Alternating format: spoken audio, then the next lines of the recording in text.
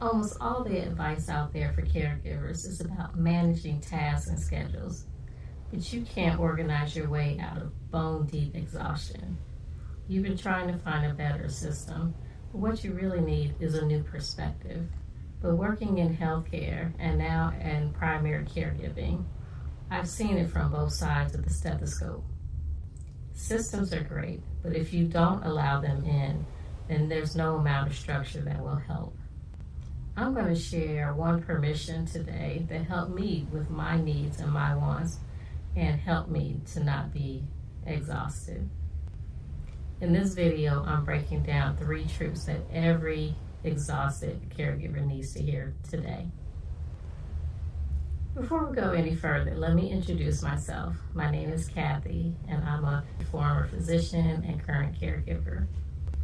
I started this channel, It's Care Boutique, especially for exhausted caregivers. Here we have conversations about what it feels like to be a caregiver, ways to think about it differently, and tips and tools to make it better. So let's jump into it, the 3 things you need to hear today. Number 1, exhausted caregiver. You need to give yourself permission to stop doing this work, this assignment perfectly. Take this from someone who is a perfectionist type. I think a lot of caregivers think we're all supposed to handle this gracefully. Like somehow you're supposed to stay patient, organized, emotionally balanced, financially stable, well-rested, all while carrying someone else's needs every single day. That's not realistic. And honestly, it's not human. I used to tell my patients all the time that stress changes people. Chronic exhaustion changes people. So much responsibility changes people. So if you felt more forgetful lately, emotional, short-tempered, or just numb, that doesn't mean you're failing, it just means you've been carrying too much for too long. And that's without enough support. I had a moment a few months ago where I completely forgot my mom's appointment was at a different location. I mean, like 30 minutes away from where we were. And I became so frustrated with myself. Like, well, how could I forget this? I put it in my phone notes. Then I caught myself and I said, wait a minute, look at what all I've been carrying. I took that time to be more compassionate for myself. We need to have more compassion. We need to be more patient with ourselves. We're allowed to be imperfect and still loving. And well, you know what? When I called my mom's specialist office, they acted like that was no problem. They told me to come to the other location, and they saw her 45 minutes later. No big deal. We just have to practice progress and not perfection. Number 2, exhausted caregiver. You have to give yourself permission to just feel what you're feeling. And sometimes this one is really hard for us caregivers. We want to be strong for our loved one. We want to be patient, selfless, kind. But it gets really tiring to keep that face on and not just feel what you feel, which sometimes is not any of those things in the moment. You're upset, you're tired, you're impatient. It's okay. Sometimes you feel lonely or that this situation was just dropped in your lap and feels very unfair. Why am I the one that gets to do this work all the time? And that doesn't make you a bad person to feel that way. I've had patients over the years, they would whisper things to me like, I feel guilty for wanting a break. Or sometimes I want to leave the house and not come back for hours. And I tell them that these signs are not that you don't love your person or that you're being selfish. The signs are that you're overwhelmed. You have to feel it, you have to name it, you have to sit in that, and then you release it. I remember after a busy day with my mom, taking her for lab tests and then to the hospital for a special x-ray. Once we got back to the house, I just sat in the car for 10 extra minutes. I needed to unwind. I needed to be quiet. Of course, I love her, but I just needed a minute. And after that time, I felt better. Caregivers, we need spaces where we can just be, that we're not judged, that we can just relax for a few moments, sometimes longer if needed.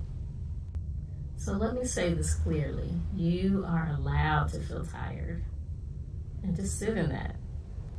You are allowed to feel frustrated. You're allowed to miss your old life. You can love someone and still struggle. Both things can be true at the same time. I want you to feel it, name it, honor it, and then the last part is most important. Release it so you can move on. Number 3, last but not least, exhausted caregiver. You have to give yourself permission to take care of you, to take care of your needs and your wants.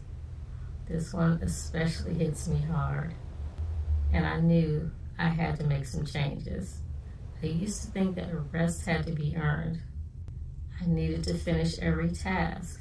I needed to help everybody. I need to handle all the urgent things, and then I could sit down.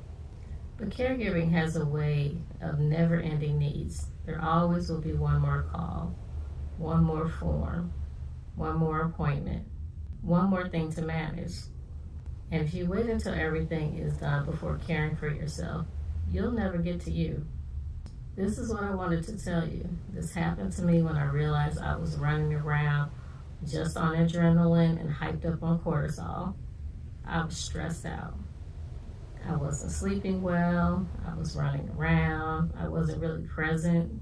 I was just surviving. And I remember thinking that if I kept going on like this, there won't be much more of me to give. That realization changed how I viewed self-care.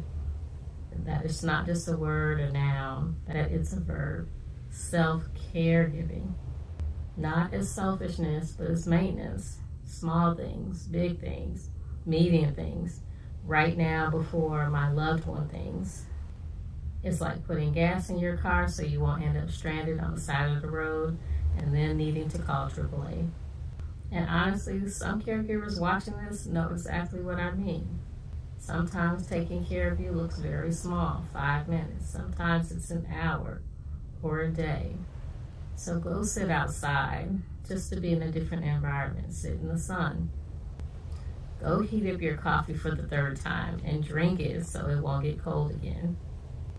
Say no once in a while. Reach out to your support circle and ask them to cover for you for a few hours. Maybe it's about booking that therapy call. This is not medical advice, but you know what you need. And if you do the small things, if you take care of your needs, then that'll leave room for you taking care of your wants too. Tiny acts matter. The big things do too. So if you need it, just do it, because you matter. Hearing these permissions may be helpful for you to act on to empower your caregiving experience. But applying them to your life when you're in the thick of everything is something entirely different. That's why I created my Caregiver Reset and Reimagine call. It's a private one-on-one session where we create a 30-day personalized plan to help you find some breathing room for your needs and your wants without any guilt. Because sometimes you don't need another generic checklist. You need someone to sit with you, untangle what's draining you, and help you get a clear plan. Help you reimagine what your caregiving life and self-caregiving can be. The link to book the call is in the description below. I want you to know that you are doing enough. You are enough. And I'd like to know down in the comments which one of these 3 permissions resonated with you most.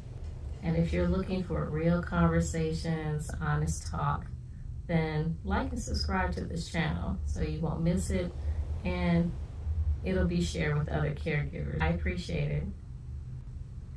Okay, let's do this last part together. Take a breath,